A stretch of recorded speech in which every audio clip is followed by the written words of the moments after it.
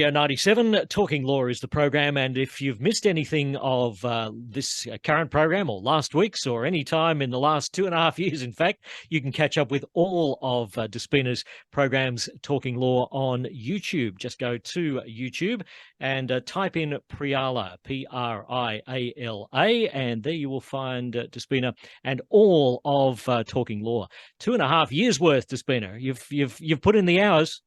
I think it's actually 3 years. Is it really? We're getting close to that. Yeah, actually, it would be. Yes, that's true. Because for me and you, Desi, it's been 2.5. Yep. And with Wayne That's and right. it was another 6 months That's or true. something. Yeah. That's Amazing. right. It's a long time. It's fantastic. Long time. And we always have something to talk about. That's the irony of this show, that it's never ending. And this next topic is in regards to land tax, because you had a client come in and asked you multiple questions about land tax. How does it work? Why is it changing?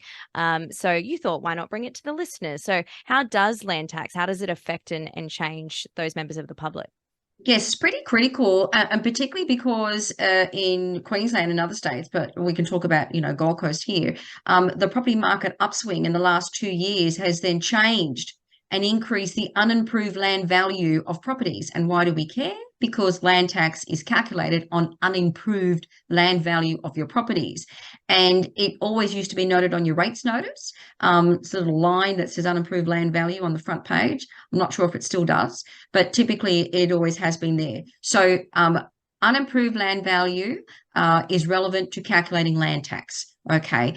And if you get over a certain threshold of unimproved land value, then your land tax may start to kick in. So with the upswing of property values, the Valuer General has gone around in the last year or so and has increased the unimproved land values. So we've had clients ringing recently going, oh, well, I've never paid land tax before, and suddenly I've got a land tax assessment notice. What does that mean?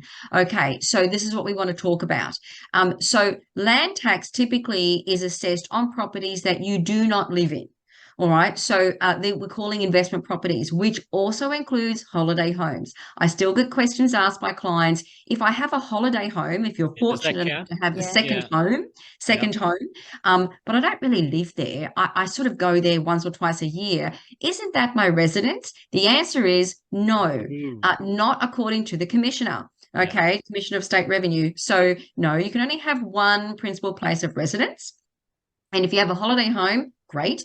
But that holiday home is classed as an investment. So land tax will apply to investment properties, not properties where you live as your principal place of residence. They have always been exempt. Okay. So, and if you start to get land tax assessments on your residence, you quickly have to write to the Commissioner and say, well, no, I actually live here. This is my residence, and you've wrongly assessed me. All right. So don't ignore any notices that are in the mail. But for those investment properties that you may have, land tax applies. Now, how does that work? So there are two different thresholds in Queensland. You've got those properties owned as individuals, right? So you and me as individuals, if we own investment properties, the unimproved land value threshold is 600,000 or more. Okay. If you own properties as a company or a trust, then the unimproved land value is dropped and it's 350,000 or more. So there's quite a difference there. And if you own property as individuals, but you as an individual are a trustee of a trust, that's still a trust. So the unimproved land value is that lower one, the 350,000 or more. So that's the threshold. And the interesting part is the threshold hasn't really changed in several years in Queensland. I query whether it really should go, up. Yeah. Well, when you consider how much land values and property values in general have gone up, well, everywhere, but particularly on the Gold Coast and in southeast Queensland. Yes. Well, one may say, well, why haven't they increased the thresholds? Well, obvious one is, well, now the Commission is collecting, more land tax because everything's gone up. So obviously they won't reduce or change increase the thresholds, are they?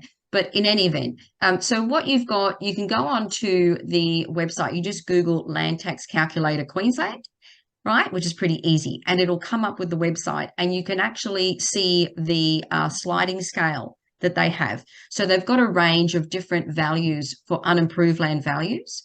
And so, for example, they say, here's the first bracket for individuals, 600,000 to 999,000. Right? There's your first bracket. then it tells you, okay, this is how land tax is calculated, right? And they give you the formula.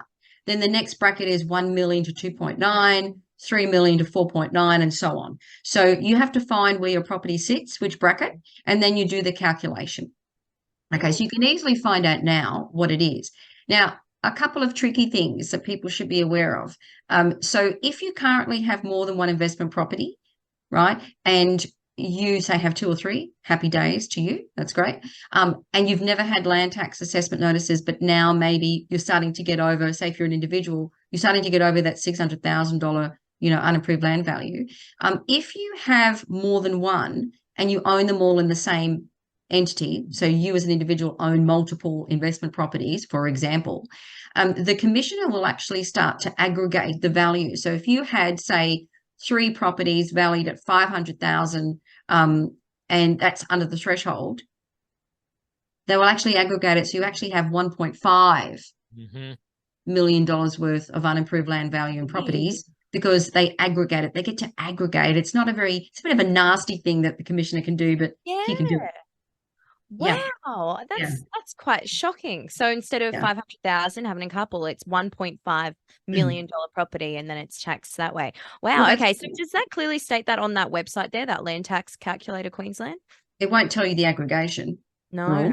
As clearly as that. And the way that some people have got around that is that they buy one property in one name, another property in another name, and another property in another name. But now, because there's no change to that unapproved land value and the property market upswing, it's a lot of properties are going to be over that threshold anyway.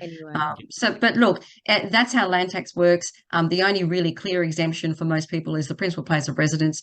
Other than that, you won't get an exemption, and if you won't automatically get that exemption, sometimes you actually have to apply for it. So that's something else to know as well. If you were to apply for it, is that a long process? No, you just have to apply to the commissioner before the 31st of July every financial year, and prove that it's your residence, and then they'll take it off their list of, yes, well, you're not on the radar for land tax assessment anymore. There you go. Simple as that. Thank you so much for your time today, Despina. If anyone does want to get in touch with you about a legal question or query, where can they go? You can phone the office 55291 294 or email info@prialalegal.com.au.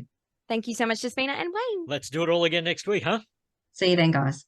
Are you confused about legal jargon? Do you need legal advice but don't know where to turn? Tune in to Talking Law with Despina Priala every Thursday morning at 8:30 on Radio 97. Despina, a leading lawyer with over 20 years of experience, will demystify the law and provide practical advice to help you navigate legal issues. Whether it's a family matter, a property dispute, or a business concern, Talking Law has got you covered. Don't miss out on this valuable resource. Tune in to Talking Law with Despina Priala every Thursday morning at 8:30 on Radio 97.